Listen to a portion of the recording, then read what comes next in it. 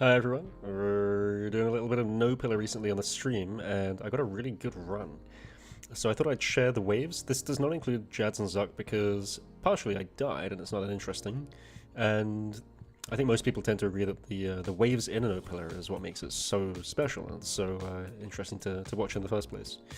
So what I've done here is I know the waves tend to be quite long, and I've simply just sped it up. So the first part up until about 30 minutes in is decently fast until we get to the good waves, and then there's about 20 minutes of slightly sped up footage, but enough to keep people interested and hopefully show off some of the cool stuff. I kind of want to use this time to talk about more Raid 3 stuff. There's been a couple of interesting developments, so this is going to be a part enjoy the run and part kind of like a bit more Raid 3 stuff just because I feel like talking about it. But I will talk about more of the Nopillar stuff while we're at it as well. So, for starters, what I've been trying to do on stream recently is to do a Nopillar Speedrun, which is what this is. And the big difference is that it's going to have a full army skip at the end of it. A full army skip is when you hit Zuck until the Major and Ranger spawn, the set, you tag both of them, and you keep them alive. And then you keep hitting Zuck until Jad spawns, and then you tag Jad, and then you keep Jad alive. And then you keep hitting Zuck until healers spawn, and you tag all of them, and you keep them alive, and at the end of it, it's only Zuck left to kill. So it's called the full army skip because you are facing a lot of NPCs, and the flicking is pretty interesting. I'm not going to get into it too much because it's a bit silly at this point. I've talked about it a lot, but it's basically you got a very few select ticks to work with in terms of the actual setup process, and then this flicking isn't too bad from what I can tell once it's set up. It's mostly just making sure you get it on tick initially. But I thought it'd be really fun to combine into a Nopillar because the Nopillars themselves are kind of interesting, and they've been capturing my interest more recently because I really want to push myself for Raid 3 when it comes out. I want to be in a position where I feel really comfortable with the game, and the best way I can describe it is sort of like having this level of game sense and being really attuned into what makes everything tick, and well, quite literally, I guess, in this sense. But I think it's really important to have that in mind, and going into Raid 3, because it appears to be mechanically challenging, I want to be in this position, so that's why I'm doing some stuff like this. I don't normally do very much sort of like showcasey stuff on stream, but yeah, I don't know. Every now and then, this is one of those things. If I do get a full run at some point, I will upload the full run. Obviously the army skip itself is like really fun to watch, not many people do that either, but Nopillars are currently more interesting than most other things, so... Anyway, that's a bit about the Nopillar stuff. The pillars take realistically, about 4 minutes and 40 seconds to fall on average. Bit of RNG both ways. And there's not much you can do about that, you just have to wait for it. The standard rule set is that the pillars must fall on waves 1, 2, and 3. So you can't like use double nibbler waves to do it, you just have to let them go as soon as you can do. And from then on it's pretty straightforward up until about Major Ranger, because nowadays in speedruns for Inferno, it doesn't really matter that you have pillars or not because you're pretty self-sufficient. This is an Ancients run and we do Thrall runs nowadays, so you don't get healing. So this is actually probably easier than a Thrall run up until Major spawns, and then probably just about as easy up until Major Ranger, really. In this run, I started using a different tile to really catch the spawns, and it's going to become really obvious once we start getting to the 20-minute point and beyond. It's a point where I really start trying to figure out those waves and really be careful with how I approach them, because I died a couple of times not really incorporating majors correctly and made a lot of mistakes there. So this was basically why I want to upload this run and have a talk about it, because it's just so well played from like, I don't know, like 35 onwards, major onwards. And the tile that I'm using, it's a bit hard to say like while it's running, but if you have a look on the north side of the room, the middle left Zuck safe spot has a tile. You can see it quite clearly here. The safe spot to my left now has a tile above it, and then 5 tiles south of that is another tile, and that's the start tile. And it just allows for really quick sort of like catching setups for everything, especially if you run south on it. So anyway, I think that like honestly I'd love to see more people do Nopillars. Some people occasionally in the Inferno community try them out, and I will say they're not that difficult really. If you've got 10 KC, you can probably do a Nopillar. You might take like defensive gear and play it slowly, but outside of like trying to speedrun this thing, it's not too bad. It's a really fun challenge for people who want to kind of push the boundaries a bit and test out skills. you really have to start using NPCs as safe spots, and you get a really good understanding of that. So it's not just like a fun thing; it's also like super good for teaching you a lot of mechanics and being, again, really competent with the game and just sort of having this game sense of what to do and how to play effectively. I'm using Devout Boots here and Ellie. Just Ellie's, I think, it's not a necessity for Nopillars, but it's pretty damn close. I mean, you get a lot of prayer bonus, you do need more. Obviously, the defensive stats against bloblets and things, it's really big. No negatives on maging either, and you do tend to barrage bloblets a bit more, so between all of these things, I think Ellie is a must-do. The only other difference right now is that I'm running Devout Boots again for the prayer, purely because the run takes about, well, it's 4 minutes more on average, but that's due to the pillars going down. You don't really pray during then. And then a lot of the time you spend is getting HP back and or really camping prayer as you move about the early waves, and at the start of late waves when you have to really be careful as to your movement. Like, you'll see me camping prayer non-stop. So the setup that I'm rocking is really nice though. It's got I think 11 Senfus in? It's 10 or 11 Senfus. I think it's 11. And I'm still doing the triple wave scythe as well. I think the hardest part of the run is probably the stam usage. I've been trying to use 2 doses of stam up until major, and if I use 2 doses, I know I'm pretty set. If I use 3 doses, it's pretty difficult. So that's about the hardest thing you have to really pay attention to outside of the actual spawn setups. The key to no-pillaring, for anyone who might be interested in doing it, is learning 2-ticking. 2-ticking is your greatest aid by far, because it allows for so many setups. So we're getting into the major waves now. These waves are pretty boring yet again, and it's only once we start getting to like major melee and major ranger again that we really get to something interesting. And really it's just safe spot bat, safe spot bat, safe spot bat, and deal with bat after everything's dead if you can do, or kill it early. A lot of these waves compared to regular speedies, you'll see me try and nuke bats ahead of time, and be really careful about how I go about dealing with them, and then also trying to 4-tick bats to be on tick with a 2-tick cycle. Maybe that's a bit complex, but if you do Inferno, you know what I mean. It's when you pray range and attack a bat, and then run away from it praying mage for those 2 ticks, and then come back into it, so you have this really nice setup a lot of the time. And this run, I think I wasn't drained until the major even spawns, so partially good RNG and partially well played with that mechanic.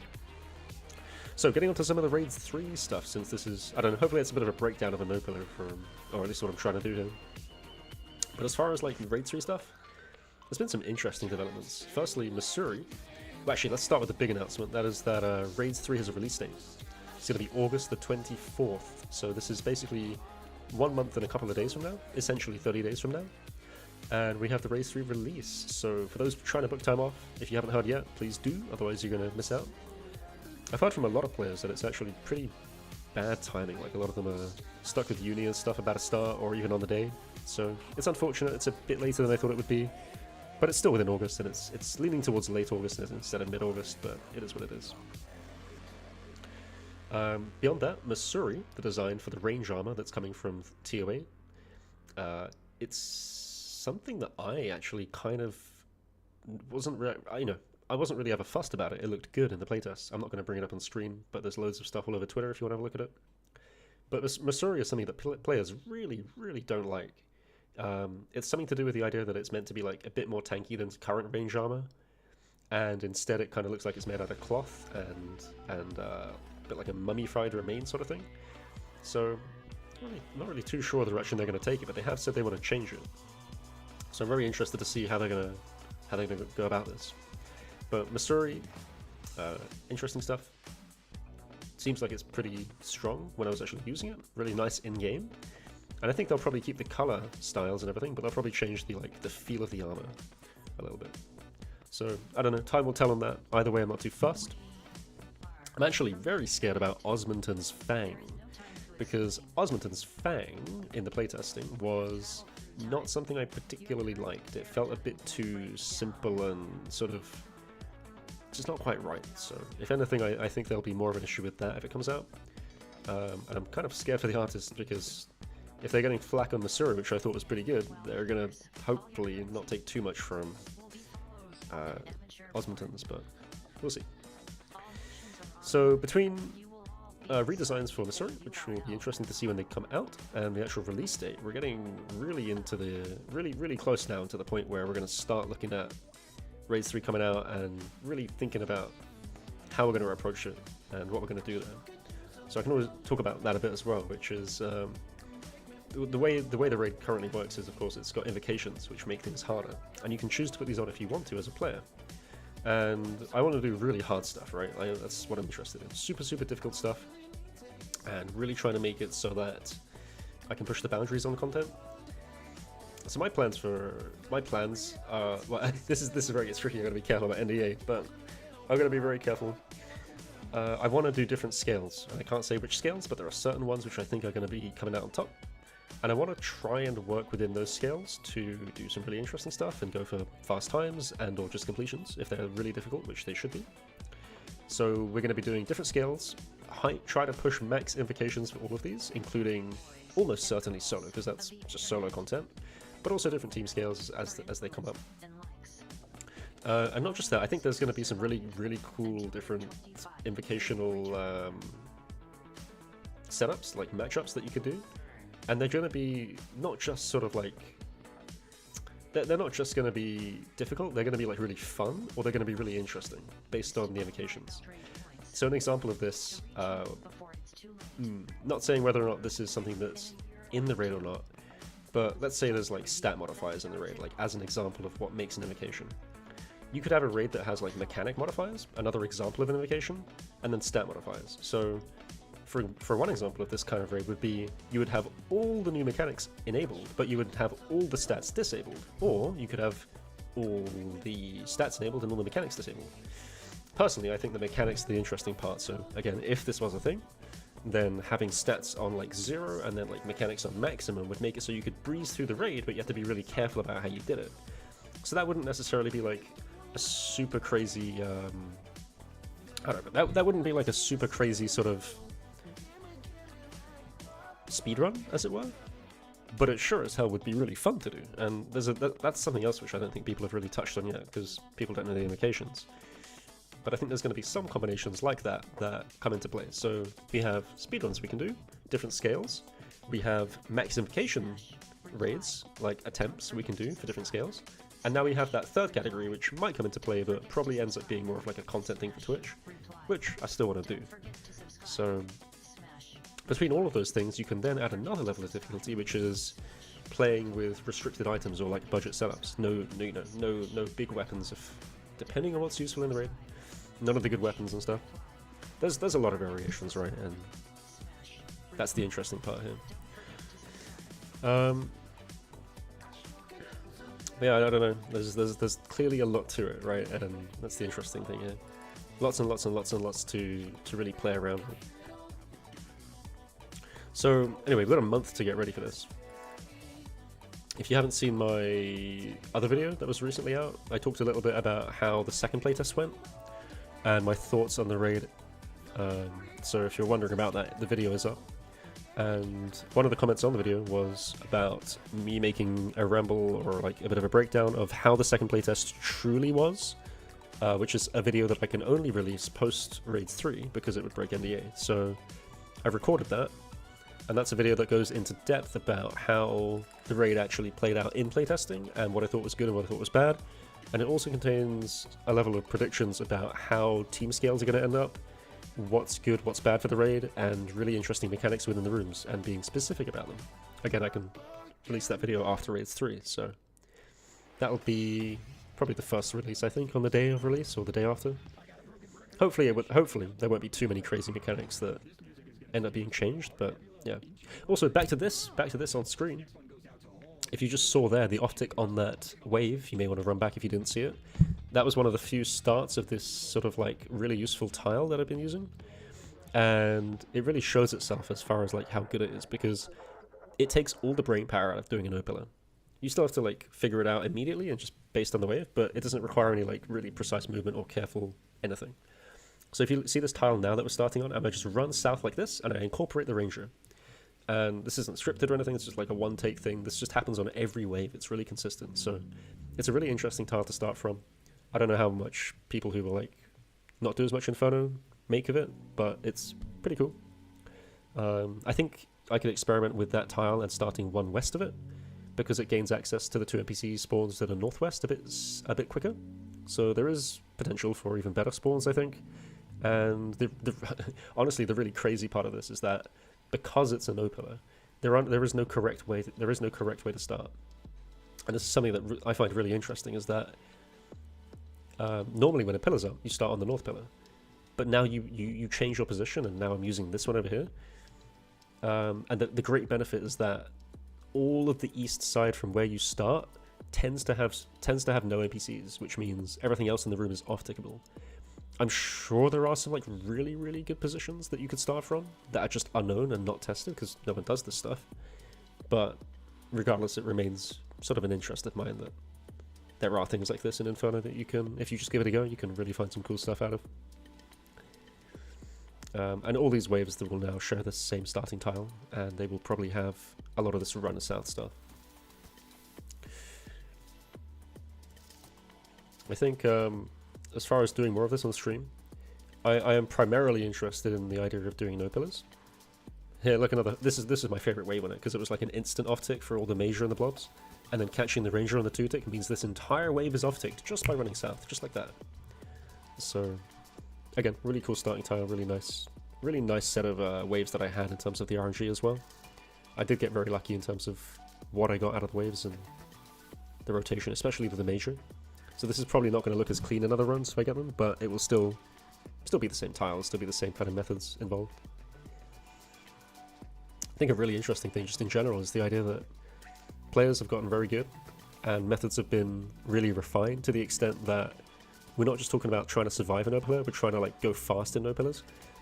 I was doing some of these almost a year and a half ago, something like that, and my best time was like 58 minutes. This run is on pace. By the way, check out this chin. This is like a very fun chin you don't get to do very often.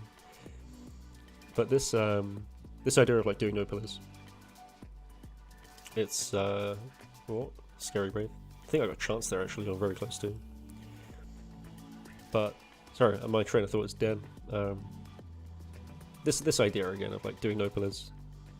While I was doing some speedies pre-nerf blowpipe, I haven't done any post-nerf because I just wasn't interested or had other stuff to do.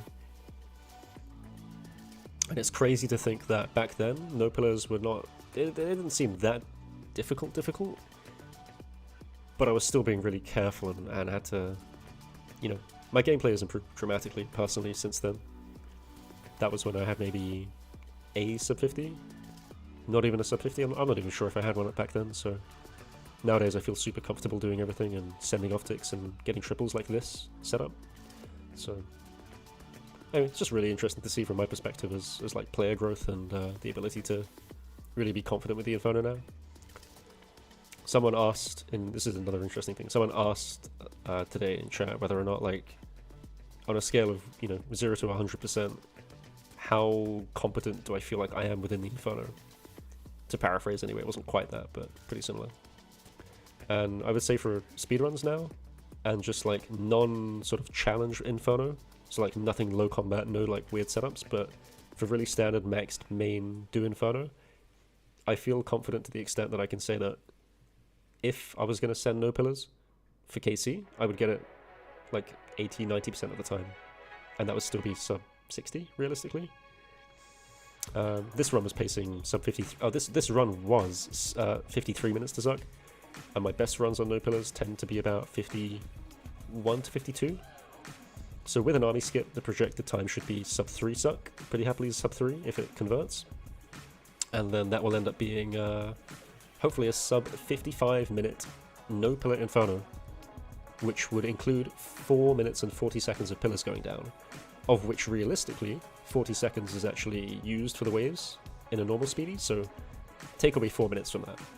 Which means if you do a sub 55, you realistically did a sub 51 minute Inferno. And then to add another level of like interest to that, if you take away the idea that you're using an Ellie instead of a buckler, and you're using devouts instead of pegs, that saves about a minute to a minute and a half. So if we be generous and say 5 minutes, taken away from the time, if you do a sub 55 Inferno, you have just done an equivalent sub 50 Inferno. Which is mind-boggling to think that you could do that without pillars nowadays. But it's partially due to the scythe tech that you can see on display all the time, and the amount of time that it shaves off is just crazy, and the fact that we've become so accustomed to using thralls and not needing to heal that we're running around with, you know, two brews for a record run setup, and able to pretty happily survive until, you know, major ranger, like maybe 50% of the time. Not necessarily great splits, but enough to work with. Just a real testament to how far Inferno Speedrun has come. Super cool to see. I think this last month, now that we have a Raid 3 release date, it's really the last point where I want to start working on Inferno stuff. So if it turns out that I don't get really good times and whatnot leading up to Raid 3, not good times, but like if I don't complete this idea of a Nopillar full-on skip, it probably won't happen until pretty long after Raid 3, where I can start using Missouri armor and trying to go for even faster times and stuff. This, it should be possible, realistically. Like, Missouri is tankier than everything else. You get less prayer bonus, which is a pain, but it's not that bad. Where's my music? Come back. My music! This is the saddest day ever. Oh well, I pray that it starts up again. No worries. There it is. Sorry if I skipped the thing there or not, but yeah. Let me adjust. Right, regardless of all this. This run ended up really fucking good. I mean, the amount of spawns that went wrong were only like 2, I think, and that was mostly due to like off-tick blobs, which actually tends to be the biggest problem with these runs. It's not like... You would think things like melees would be a problem, you would think things like mini blobs would be awkward, but it's actually the standard blob that in speedruns is like completely non-existent as a problem becomes the issue here, because you end up running so many great distances to try and off-tick NPCs, dodge melees and incorporate things, that you end up pulling blobs out of their attack range, and then they re-aggro on a different tick, and it's not on tick with 2 ticks. It's interesting how that just happens to be the thing that ends up being harder here. It's another reason why I really like doing the Nopillars, is that it lends into this idea of this is something new to work around. This is a different issue that I haven't had to see before. So it's nice to revisit them. I think I'll probably, if you do tune into the streams, I'll probably be doing them for another week or so before I get bored of them. Hopefully in that time I manage to get the full skip, but we will see. The other thing with Nopillars, I said I'd talk about Raids 3, but this is a Nopillar thing now. The other thing with this, the other problem that I find is that I'm extremely tired after doing these, because the brain has to be engaged 24/7. Unlike regular speedies, where I can pretty much brain off and get the same result because I've done so many of them, this requires me to really consider what I'm doing and be very careful about my movement within waves. So like you can see here, I'm on the edge of the room. This was to pull the blobs closer to get more access to them. And you can't do this in normal speedies. You have pillars that are in the way. The incorporation doesn't take so long.